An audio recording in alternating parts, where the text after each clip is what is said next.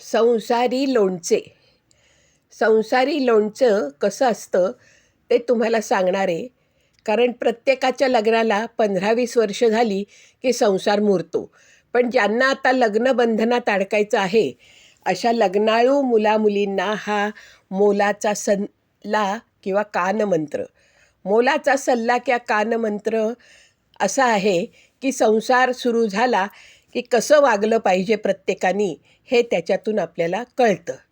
संसारी लोणचे.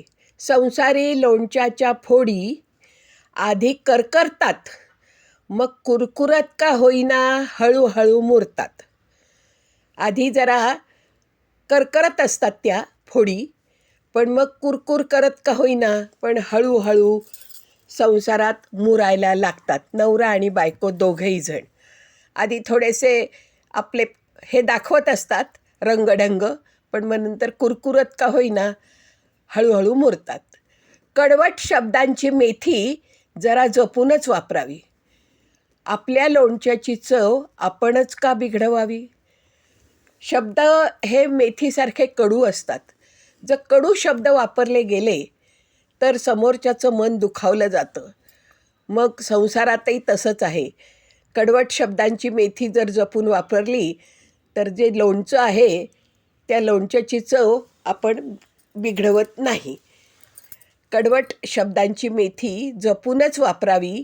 आपल्या लोणच्याची चव आपणच का बिघडवावी, असा हा एक कानमंत्र आहे की बोलताना वागताना शब्द हे जपून वापरले पाहिजे. शब्द हे हत्यारं आहेत आणि ते हत्यार जर मनाला लागलं तर समोरच्याचं मन दुखावलं जातं. म्हणून कडवट शब्दांची मेथी, कडू शब्द हे नेहमी टाळले पाहिजे, गिळून टाकले पाहिजे आणि गोड शब्दांचाच वापर करून समोरच्याला सांगितलं पाहिजे. आपल्या जिभेने तिखटपणा आवरला तर बराच फायदा होतो. आपली जी जीभ आहे ती बोलण्यात अगदी तिखट असते आणि त्या जिभेने जर तिखटपणा आवरला तर बराच फायदा होतो. लोणच्याचा झणझणीतपणा त्याने जरा कमी होतो. जर लोणचं तिखट वाटत असेल तर जिभेचा तिखटपणा कमी झाला तर लोणच्याचा झणझणीतपणा पण त्याने जरा कमी होतो. म्हणजे बोलताना शब्द जपून वापरा.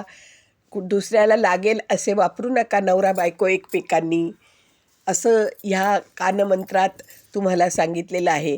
की आपली जीभच अशी चवचाल आहे की जिला तिखट, खारट, आंबट सगळं आवडत असतं आणि मग तिनेच जर तिखटपणा आवरला जिभेने तर बराच फायदा होतो आणि आपल्या लोणच्याचा जो झणझणीतपणा आहे, जे तिखटपणा आहे त्याने जरा तो कमी होतो.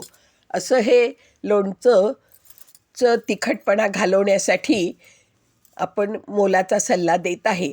माहेरची मोहरी जास्त झाली तर खार कोरडा होतो आणि सासरच्या आपुलकीचा रस उगाच आटल्यासारखा होतो. माहेरची मोहरी म्हणजे माझ्या माहेरी असं, माझ्या माहेरी तसं, असं मुलींना नवीन नवीन बोलायची सांगायची सवय असते. त्यामुळे काय होतं की सासरची मंडळी दुखावली जातात आणि ते जे प्रेम करत असतात आलेल्या नववधूवर की आपल्या सुनेवर, त्यांना जरा तिच्या माहेरचं जरा जास्तच तिने केलेलं कौतुक जरा खटकतं आणि मग त्यांच्यात जो आपुलकीचं नातं निर्माण झालेलं असतं सासू सुनेमध्ये, नणंद भावजाईमध्ये, तो सासरच्या आपुलकीचा रस उगाच आटल्यासारखा होतो. तेवढंच नाही तर नवऱ्याला सुद्धा ते जरा खटकतं. रागाचा उग्र हिंग. प्रत्येकाला राग येत असतो आणि तो राग कुठपर्यंत जाईल सांगता येत नाही. मग तो रागाचा उग्र हिंग तसा तितका बाधत नाही. राग लवकर शांत झाला तर लोणच्याची चवही बिघडत नाही.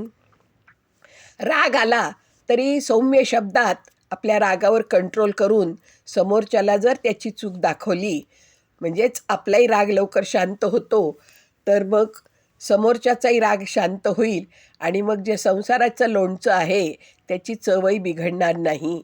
कारण समोरचाही मग समजून घेईल, समोरच्याचाही राग शांत झाला की तोही ते समजून घेईल. प्रेमाची हळद लोणच्याला खरा रंग आणते. विकारांच्या बुरशीपासून ती संरक्षणही करते. एकमेकाशी प्रेमाने वागलं, नवरा बायको घरातल्या सगळ्या सदस्यांनी एकमेकाशी प्रेमाने वागले, सुनेशी, सासूशी, नंदेशी, दिराशी, जावेशी की ते विकारांचं हे कमी होतं.